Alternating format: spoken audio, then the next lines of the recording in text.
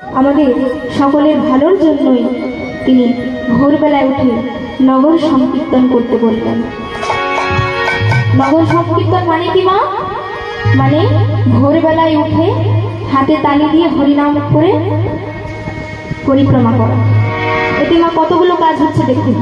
প্রথমত আমার হাঁটা হচ্ছে, দ্বিতীয়ত যারা খোল করতাল বাজিয়ে যাচ্ছেন তাদের হাতের কাজ হচ্ছে, তৃতীয়ত যারা পেছনে যাচ্ছেন তারা হাতে তালি দিয়ে হরিনাম করতে করতে যাচ্ছে। কতগুলো কাজ হচ্ছে। তাই মহাপ্রভু আমাদের জগতের জীবের মঙ্গলের জন্যই তিনি আমাদেরকে হাতে তালি দিয়ে হরিনাম করতে বলবেন। কি মায়েরা, এই কথাটা শোনার পর আপনারা হাতে তালি দিয়ে হরিনাম করবেন তো নাকি? সবাই মিলে একবার বলবো, হরে কৃষ্ণ কৃষ্ণ কৃষ্ণ হরে হরে, হরে রাম রাম রাম হরে হরে। হরে কৃষ্ণ কৃষ্ণ কৃষ্ণ হরে হরে, হরে রাম রাম রাম হরে হরে। হরে কৃষ্ণ কৃষ্ণ কৃষ্ণ হরে হরে, হরে রাম রাম রাম হরে হরে। হরে কৃষ্ণ কৃষ্ণ কৃষ্ণ হরে হরে, হরে রাম রাম রাম হরে হরে। আপনারা বলুন, হরে কৃষ্ণ হরে রাম রাম রাম হরে হরে। হরে কৃষ্ণ কৃষ্ণ কৃষ্ণ হরে হরে, হরে রাম রাম রাম হরে হরে। হরে কৃষ্ণ কৃষ্ণ কৃষ্ণ হরে হরে, হরে রাম রাম রাম হরে হরে। হরে কৃষ্ণ কৃষ্ণ কৃষ্ণ হরে হরে, হরে রাম রাম হরে হরে। হরে কৃষ্ণ কৃষ্ণ কৃষ্ণ হরে। হৃদয় গৌর হরে রাম রাম হরে হরে। হরে কৃষ্ণ কৃষ্ণ কৃষ্ণ হরে হরে, হরে রাম রাম রাম হরে হরে। এইভাবে আমরা নামের মাধ্যমে প্রত্যেক দিন জীবনটাকে আনন্দময় করে তোলার চেষ্টা করব। তাই মহাপ্রভু তিনি আমাদের মতো পাপী জীবকে একবার হরিনাম বলানোর জন্য তিনি নিজে ভক্ত হয়ে এসেছেন। কখন? পদকর্তা বললেন, ফাল্গুন পূর্ণিমা তিথি নক্ষত্র ফাল্গুনী। ফাল্গুন পূর্ণিমা তিথি নক্ষত্র ফাল্গুনী। ফাল্গুন পূর্ণিমা তিথি নক্ষত্র ফাল্গুনী। ফাল্গুন পূর্ণিমা তিথি নক্ষত্র ফাল্গুনী। শুভক্ষণে জন্মিলা গোরাদি জননী। শুভক্ষণে জন্মিলা গোরাদি জননী। শুভক্ষণে জন্মিলা গোরাদি জননী। শুভক্ষণে জন্মিলা গোরাদি জননী।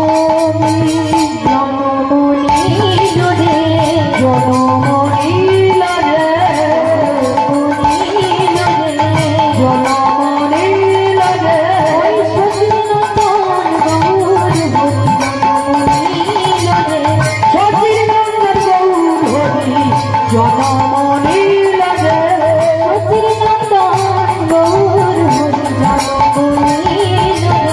সচিনন্দন গৌর হরি জনমনি লোরে। সচিনন্দন গৌর হরি হরি হরি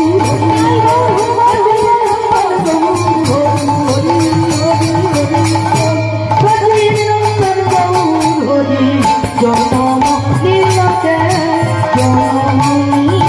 লোরে। তাই সেই মহাপ্রভু তিনি সচি মায়ের গর্ভে নেমে এলেন। এবার মহাপ্রভুকে দেখতে কেমন? পদকর্তা বলছেন, ওই পূর্ণিমার চন্দ্র যিনি কিরণ প্রকাশ, পূর্ণিমার চন্দ্র যিনি কিরণ প্রকাশ, পূর্ণিমার চন্দ্র যিনি কিরণ প্রকাশ, পূর্ণিমার চন্দ্র যিনি কিরণ প্রকাশ, দূরে গেল অন্ধকার পাইয়া নৈরা, দূরে গেল অন্ধকার পাইয়া নৈরাশ, আধার দূরে যাবে হে, আধার দূরে যাবে হে, যাবে হে, আধার দূরে যাবে, ওই গোরা চাঁদের উদয় হলে আধার দূরে যাবে, গোরা চাঁদের উদয় হলে আধার দূরে যাবে, গোরা চাঁদের উদয় হলে আধার দূরে যাবে, গোরা চাঁদের উদয় হলে, গোরা চাঁদের উদয় হলে আধার দূরে যাবে, গোরা চাঁদের উদয় হলে আধার দূরে যাবে, আধার দূরে যাবে। জনিতাই সেই মহাপ্রভু তিনি আমাদের এই কলির জীবের ভাগ্য আকাশে উদিত হলেন চন্দ্র হয়ে। তাই চৈতন্য চন্দ্র কথাটা কেন বললেন? চন্দ্র মানে কি? চাঁদ। চন্দ্র মানে হচ্ছে চাঁদ। কিন্তু এটা ভাববেন না মা, আকাশের চাঁদ আর গোরা চাঁদ দুটো কিন্তু এক নয়। আকাশের চাঁদকে দিনে দেখা যায় না, রাতে দেখা যায়, কিন্তু গোরা চাঁদকে দিনেও দেখা যায় আবার রাত্রেও দেখা যায়। সেই আকাশের চাঁদ আর গোরা চাঁদের মধ্যে অনেক পার্থক্য রয়েছে। গোরা চাঁদের 64টা গুণ আর আকাশের চাঁদের 55টা গুণ। গোরা চাঁদ হচ্ছে স্বয়ং ভগবান আর আকাশের চাঁদ হচ্ছে দেবতা।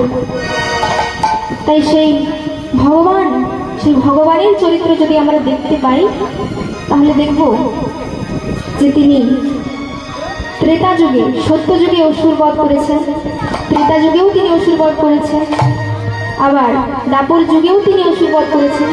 কিন্তু এই কলি যুগে এসে তিনি নিজের চরিত্রটাকেই পরিবর্তন করে নিলেন। তিনি ভক্ত হয়ে নেমে এসেছেন আজ। সবাই মিলে একবার বলবো, শ্রী গুরু নিতাই গৌর সীতানাথ প্রেমানন্দে হরি বল, হরি বল। পদকর্তা বলছেন, ওগো দাপরে নন্দের ঘরে কৃষ্ণ অবতার, দাপরে নন্দের ঘরে কৃষ্ণ অবতার, নন্দের ঘরে কৃষ্ণ অবতার, দাপরে নন্দের ঘরে কৃষ্ণ অবতার, আপনি করিলা প্রভু অসুর সংহার, আপনি করিলা প্রভু অসুর সংহার, আপনি করিলা প্রভু অসুর সংহার, আপনি করিলা প্রভু অসুর সংহার, শশীর উদরে জন্ম নদিয়াতে, শশীর উদরে জন্ম নদিয়াতে, কলিযুগের যিনি সাধ নিস্তার করিতে, কলিযুগের সাধ নিস্তার করিতে, কলিযুগের যিনি সাধ নিস্তার করিতে, কলিযুগের সাধ নিস্তার করিতে, এলো মোরা ধরণীতে, এলো মোরা ধরণীতে, এলো মোরা ধরণীতে, কলিযুগের তরাইতে, এলো মোরা ধরণীতে, কলিযুগের তরাইতে, এলো মোরা ধরণীতে, কলিযুগের তরাইতে, এলো মোরা ধরণীতে, এলো মোরা ধরণীতে, কলিযুগের তরাইতে, এলো মোরা ধরণীতে, কলিযুগের তরাইতে, এলো মোরা ধরণীতে, এলো মোরা ধরণীতে। জয়ন্তাই এত সুন্দর পদাবলী রচনা যিনি করেছেন তার নাম হচ্ছে বাসুদেব ঘোষ। তাই বলছেন, আজ বাসুদেব ঘোষ কহে মনে করি আশা, বাসুদেব ঘোষ কহে মনে করি আশা, বাসুদেব ঘোষ কহে মনে করি আশা, বাসুদেব ঘোষ কহে মনে করি আশা, গৌরপদ গঙ্গাময়ী করিয়া ভরসা, করিয়া ভরসা, গৌরপদ গঙ্গাময়ী করিয়া ভরসা, আজ গৌর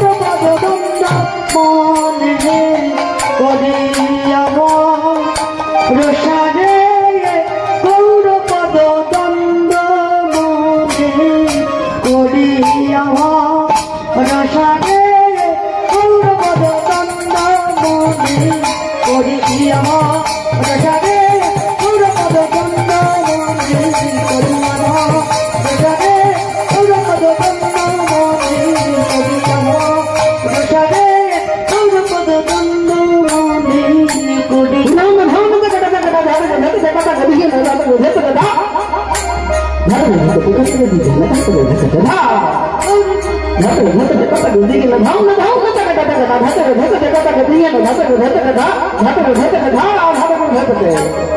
জয় জয় শ্রীরাধে। আজ আমরা উপনীত হয়েছি মধুময় সুমধুর বৃন্দাবন ধামে। মানে আমরা উপস্থিত হয়েছি মধুময় সুমধুর বৃন্দাবন ধাম। এটা মধুময় সুমধুর বৃন্দাবন ধাম কি? আপনি হ্যাঁ বলছেন আর সকালে চুপ করে বসে আছেন কেন জানেন? ওনারা তো জানেন জায়গার কি নাম, এটা কেন মধুময় সুমধুর বৃন্দাবন ধাম হতে যাবে। কিন্তু আমি বলছি বর্তমান এই জায়গা হয়ে উঠেছে মধুময় সুমধুর বৃন্দাবন ধাম, কারণ যেখানে হয় মধুর নাম সংকীর্তন সেটাই হয় ব্রজের বৃন্দাবন। আমাদের তো মানে এখানে এসেছি এত কষ্ট, এত রৌদ্র, এত গরম, মানে এটা আমার একার জন্য নয়, সকলের জন্য। তো যাই হোক, এত গরমের মধ্যে আমাদের একটাই চাওয়া পাওয়া, একটাই বাসনা থাকবে, গোবিন্দ চরণে এক মন এক প্রাণ দিয়ে আমরা যতটুকু পারবো আমাদের জীবনের যে পাথেয়, এই জীবনের পাথেয় মানে অনেক বড় কথা। জীবনটা কি মানে এখন আছি তাই জীবন, না থাকলে মানে এখানে না থাকলে না থাকবে শুধুমাত্র সব দেহটা, আর বাকি নিঃশ্বাস মানে যে জ্যান্তটাকে দেখা যায় না সে জ্যান্তটা উড়ে চলে যাবে। তাহলে তখনই হবে মানে পরপারের জন্য কড়িটা তখনই লাগবে যেই মুহূর্তে যাবে। কারণ এখান থেকে যদি আমি বাবা মগরাজ যাই কিছু কড়ি তো লাগবে, যেভাবেই যাই না কেন কড়ি লাগবে। কড়ি বিনা হাট নেই আর মাঝি বিনা ঘাট নেই। তাই সব জায়গায় যেতে গেলে যেমন কড়ি লাগে বাবা, এই ভব মাঝে এসেছি ভব ছেড়ে যাবো, কড়ি লাগবে না? কড়ি তো লাগবে। জয় জয় শ্রীরাধে। সেই কড়িটা আদায় করে নেওয়া যায় এমন কীর্তন আসুক জায়গা থেকে। শুধু কীর্তনের কথা বললে হবে না, ভগবানের সেবা আমরা আমাদের গোবিন্দ যা দরকার ছিল তাই দিয়েছে, যেখানে যেটা প্রয়োজন ছিল। বিউটি পার্লারে গেলে অনেক রকম অনেক জায়গায় নতুন নিত্য নতুন সাজ করে দেবে, ঠিক কথা, কিন্তু গোবিন্দের কাছে আমরা কেউ চাইনি, না চাইতেই যা দিয়েছেন তা বলাই বাহুল্য। মানে এক বদন তো দূরের কথা, সহস্র বদনেও বলা যায় না। তো জয় জয় শ্রীরাধে। সেভাবে আমরা যেভাবে গোবিন্দ আমাদের কৃপা করেছে, আমরা সকলে মিলে গোবিন্দের চরণে আমাদের যা কিছু আছে সব কিছু সমর্পণ করে তার দুটি বাহু তুলে তার জয়গান দেব, তার হরিধ্বনি দেব, এক মন এক প্রাণে এই বৃন্দাবনের রস আস্বাদন করবো। এই কথা আমরা যেই কয়জন আছি সকলকে মিলে দিতে হবে। কেমন ভাবে দেবেন? আমি হরি বলবো, হরিধ্বনি দেব, আপনারাও আমার সাথে দুটো বাহু তুলে হরিধ্বনি দেবেন, তাহলে জানবো পূর্ণ সমর্থন আপনাদের তরফ থেকে পাচ্ছি। শ্রী গুরু নিতাই গৌর প্রেমানন্দে হরি বল, হরি বল, হরি বল। ধন্যবাদ। জয় নিতাই। আর বেশি কথা না বাড়িয়ে ছোট্ট করে একটি পল্লাদের গদটি হলো ভক্ত থেকে গদিন থেকে থেকে থুন থেকে থুন না না না তাক জনে না না তাক না না তাক তাক তাক তাক করে গিয়ে তাক তাক করে কটা কটা গদি গিয়ে তেরে কটা গদি যা আ কটা কটা গদি গিয়ে তেরে কটা গদি যা কটা কটা গদি গিয়ে তেরে কটা গদি ভক্ত থেকে গদিন থেকে থুন না না না না আজ গৌর পদ দন্দ মনে করি আমার রসাদে গৌর পদ দন্দ মনে করি আমার রসাদে গৌর পদ দন্দ মনে করি আমার রসাদে গৌর পদ দন্দ মনে করি আমার রসাদে গৌর পদ দন্দ মনে করি আমার রসাদে গৌর পদ দন্দ মনে করি আমার রসাদে গৌর পদ দন্দ মনে করি আমার রসাদে